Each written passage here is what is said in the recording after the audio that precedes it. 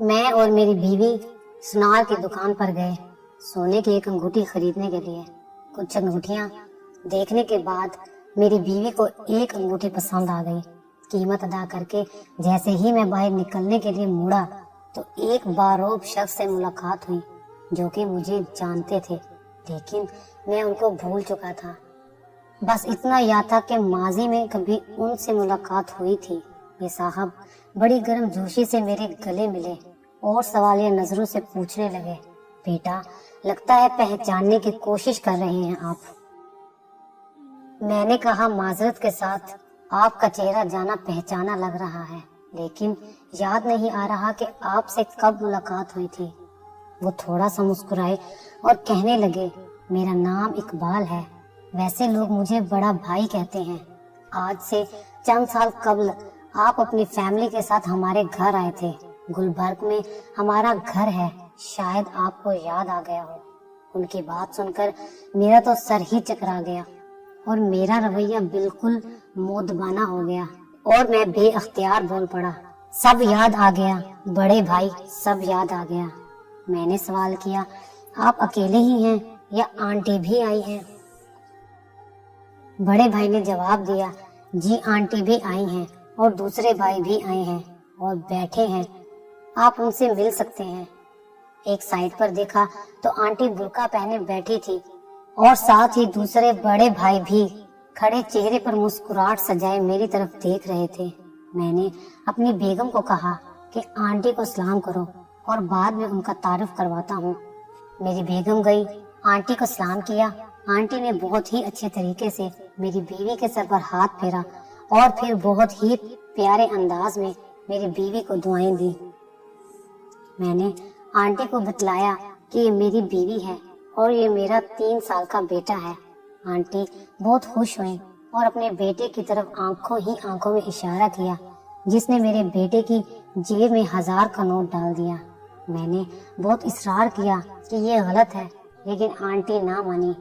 कुछ इधर उधर की बातों के बाद मैंने आंटी से आने का मकसद पूछा तो आंटी कहने लगी कि अल्लाह ने मेरे बेटे को बेटे की नेमत से नवाजा है, इसलिए बेटे के लिए और उनके अहले खाना के लिए कुछ तोहफे खरीदने आई हैं। मैंने पूछा, आंटी कौन सी बेटी? आपकी तो तमाम बेटियां शादीशुदा थी, सिर्फ एक कुंवारी थी जिसके रिश्ते के लिए हम लोग आए थे और आप लोगों ने कहा था कि अभी 5 या 10 साल तक शादी का कोई प्रोग्राम नहीं है। हालांकि मुझे हैरानगी हुई थी कि घर पर रिश्ते के लिए बुलवा कर भी कह देना कि 5 या 10 साल तक शादी का कोई प्रोग्राम नहीं, कितनी गलत बात है। आंटी को जैसे एक झटका लगा, लेकिन वो एक समझदार खातून थी, फौरन ही समझ गई कि बात कुछ और है। पूछने लगी कि ये बात आपको किसने कही थी? मैंने कहा, वालिद साहब ने कहा था। तो वो कहने लगी, नहीं, बात दरअसल कुछ और थी, लेकिन आपके वालिद साहब ने आपका पर्दा रखा था। मेरे अंदर एक तजस्सुस पैदा हो गया कि मेरे वालिद साहब हमसे कैसे गलत बयानी कर सकते हैं, और मेरे वालिद साहब ने कभी भी झूठ नहीं बोला था। आंटी ने अपने बेटों को कहा कि मुझे मेरे बेटे के साथ अकेला छोड़ दें, और मैंने भी अपनी बेगम को कहा कि तुम थोड़ा सा वक्त मुझे दो, बच्चे को कुछ खिलाओ पिलाओ। आंटी कहने लगी, बेटा जिस दिन तुम और तुम्हारे अहले खाना हमारे घर हमारी बेटी का रिश्ता लेने आए थे, मैंने इसी दिन तुम्हारे रिश्ते से इनकार कर दिया था, जो कि शायद तुम्हारे वालिदैन ने तुम्हें नहीं बतलाया। तुम एक पढ़े लिखे और मुआशरे में एक कामयाब शख्स साबित हो सकते हो। मुझे पहले ही इल्म था और मुझे मुकम्मल यकीन था कि मेरी बेटी को भी तुम खुश रखोगे, लेकिन नए लोगों से रिश्ता जोड़ने के लिए सिर्फ लड़के को ही नहीं देखा जाता, बल्कि उसके मुकम्मल खानदान को देखा जाता है, क्योंकि हमने मुस्तकबिल में आपस में मेल जोल रखना होता है। इसलिए लड़की या लड़के के घर वालों को देखकर ही मुस्तकबिल का तायुन किया जाता है कि ये घराना मुस्तकबिल में कितना कामयाब रिश्ता निभा सकता है, क्योंकि जिंदगी में उतार चढ़ाव आते रहते हैं और उन हालात में हमको किसी अपने की जरूरत होती है। इसलिए हम किसी ऐसे से रिश्ता नहीं जोड़ते जो खुशियों में हमारे साथ हो, लेकिन हालात के खराब होते ही वो हमसे जुदा हो जाए। इसलिए मैंने उस दिन आपके वालिद साहब और वालदा साहिबा को साफ साफ इनकार कर दिया था। हो सकता है कि उन्होंने आपको दुरुस्त बात ना बतलाई हो, آنٹی کی باتیں سن کر میں مزید پریشان ہو گیا اور میں نے کہا کہ آنٹی ہم بہن بھائی آپس میں ایک دوسرے پر جان چھڑکتے ہیں، خوشی اور غم میں برابر کے شریک ہوتے ہیں۔ کبھی ایسا نہیں ہوا کہ ہم میں سے کسی کو ایک دوسرے سے کوئی شکایت ہو۔ اگر آپ برا محسوس نہ کریں تو میں 100% درست ہوں کہ آپ کو ہمارے خاندان کو پرکھنے میں غلطی ہوئی ہے۔ آنٹی نے ایک سرد آہ لی اور کہا، بیٹے ابھی تم بہت چھوٹے ہو، جو چیزیں میں دیکھ سکتی ہوں تم ان کی طرف کبھی سوچ بھی نہیں سکتے۔ میرے استفسار پر آنٹی نے کہا کہ میرا اندازہ بھی غلط نہیں ہوتا، چلو میں تم کو بتلاتی ہوں۔ میں نے اپنی بیٹی کے لیے جتنے بھی رشتے دیکھے ہیں ان میں سے کچھ شرائط رکھی ہیں۔ جو بھی میری بیٹی کو دیکھنے آئے وہ اپنے تمام بیٹوں اور ان کی بیگمات کو ساتھ لائے۔ جو سب سے اچھے کپڑے ہوں وہ زیب تن کر کے آئیں۔ گھر کی عورتیں اپنے مکمل زیورات سے سج کر آئیں۔ اگر گھر میں ہر فرد کی اپنی اپنی گاڑی ہے تو وہ اپنی اپنی گاڑی میں آئیں۔ یہ شرائط بہت عجیب تھی، لیکن بعض لوگوں نے اس کا یہ مطلب لیا کہ شاید ہم لڑکے والوں کی مالی حالت دیکھنا چاہتے ہیں، لیکن ایسی بات نہیں ہے۔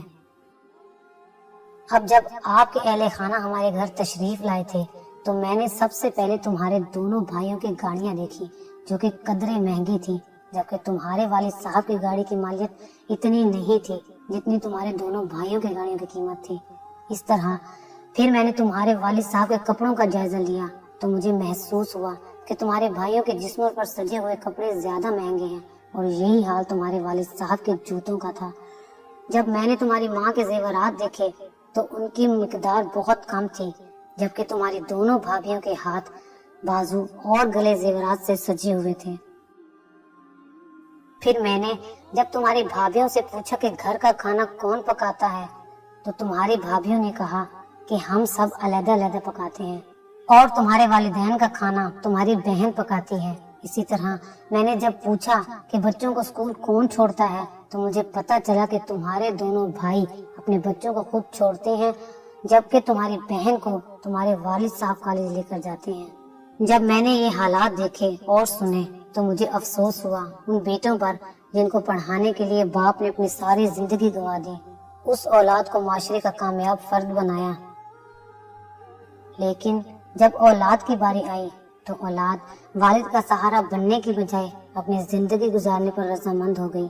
تمہارے باپ نے تمہارے لیے بھوک افلاس بھی دیکھا ہوگا، پیدل سفر بھی کیا ہوگا، تمہارے منہ میں نوالا ڈالنے کے لیے بھوک بھی برداشت کی ہوگی، تمہیں اچھا پہنانے کے لیے خود 2-3 سال ایک ہی جوڑے میں بھی گزارے ہوں گے، لیکن جب اولاد کی باری آئی تو اولاد باپ کو بھول گئی اور اپنی دنیا کی رنگ رلیوں میں مگن ہو گئی۔ تمہارے بھائیوں نے خود تو نئی گاڑی لے لی، لیکن ان کو خیال نہ آیا کہ ہمارا باپ آج بھی اسی پرانی گاڑی میں کیوں سفر کرتا ہے، کیونکہ اس پر ابھی بھی تمہاری بہن کی اور تمہاری ذمہ داری ہے۔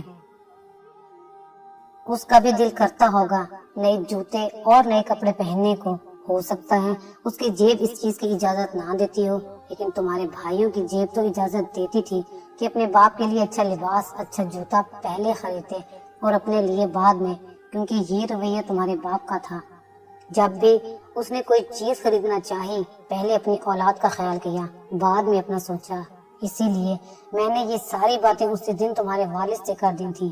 ہمیں دنیا کی مال و دولت نہیں چاہیے، ہمیں تو ایسے رشتہ دار چاہیے جو اپنے سے بڑھ کر اپنے رشتہ داروں کو ترجیح دیں، تاکہ کل کو جب ہم نیچے گریں تو ہم کو مزید نیچے دبانے کی بجائے اوپر کو اٹھائیں، تاکہ کل کو جب وہ نیچے گریں تو ہم ان کو بھی سہارا دے سکیں۔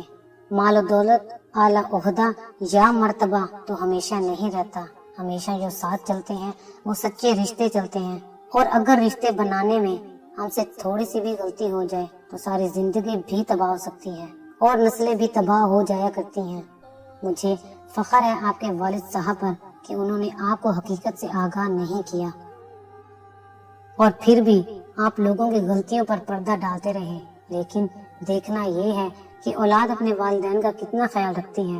والدین تو ہمیشہ سے ہی اولاد کے لیے قربانیاں دیتے آئے ہیں، ابھی اولاد کی باری ہے، اور مجھے فخر ہے اپنی اولاد پر کہ آج کچھ بھی ہو جائے میری اولاد مجھے ہمیشہ ترجیح دیتی ہے، میرے لیے پہلے خریدتی ہے، بعد میں اپنی بیوی بچوں کے لیے کچھ خریدا جاتا ہے، اور مجھے فخر ہے اپنی اولاد کی اولاد پر کہ وہ بھی اپنے والدین کو اپنی زندگیوں سے زیادہ ترجیح دیتی ہے، اور ہمارا پورا خاندان ایک جان کی مانند ہے۔ اگر کسی کو کسی چیز کی ضرورت پڑ جائے تو پیٹھ دکھا کر نہیں بھاگتے، بلکہ ضرورت سے زیادہ لے کر آتے ہیں۔ اس لیے میرے بیٹے رشتے بنانا بہت آسان ہے، لیکن کامیاب رشتے چننا اور ان کو نبھانا بہت مشکل ہے۔ کہیں ایک نااہل رشتہ آپ کو اتنا بڑا نقصان دے سکتا ہے کہ ساری عمر کی خوشیاں غموں میں تبدیل ہو سکتی ہیں، اور کامیاب رشتہ آپ کو ایسا سہارا دے سکتا ہے کہ تمام زندگی کے غم خوشیوں میں تبدیل ہو سکتے ہیں۔ اتنی بات کرنے کے بعد آنٹی اٹھ کر چلی گئی، اور میری آنکھوں کے سامنے میری والدین کا چہرہ گھومنے لگا۔ میری گاڑی میرے والد کی گاڑی سے بہتر تھی، میرا لباس میرے والد کے لباس سے بہتر تھا، میرے گھر کی زیب و زینت کا سامان میرے والد کے گھر سے بہتر تھا، میری بیوی کے ہاتھ میں سونے کی چوڑیاں اور کنگن تھے جو میں نے خرید کر دیے تھے، لیکن میری ماں کا سارا زیور بک چکا تھا۔ میں آج بھی گھر سے دفتر اور دفتر سے گھر، لیکن میرا باپ آج بھی اولاد کی ذمہ داریاں نبھا رہا تھا۔ میں نے آج بھی اپنی بیوی کے لیے سونے کی انگوٹھی خریدی، لیکن میرے ذہن میں میری ماں کا خیال کیوں نہ آیا جس نے میری شادی کے لیے اپنا زیور بیچا تھا۔ مجھے افسوس ہوا اپنے آپ پر کہ میں نے اپنے والدین سے زیادہ اپنی ذات کو ترجیح دی ہے۔ میرے والدین جنہوں نے مجھے سب کچھ دیا اور میں نے ان سے سب کچھ لے کر ان کو خالی کر دیا، لیکن کبھی انہوں نے مجھ سے کوئی گلہ یا شکوہ نہیں کیا۔ میرے والدین کل بھی عظیم تھے اور آج بھی عظیم ہیں، اور میں کل بھی ناکام تھا اور آج بھی ناکام ہوں۔ اگر آپ کو ہماری یہ ویڈیو اچھی لگی ہو تو اسے لائک کریں، شیئر کریں، اور مزید اچھی ویڈیوز دیکھنے کے لیے ہمارا چینل سبسکرائب کریں۔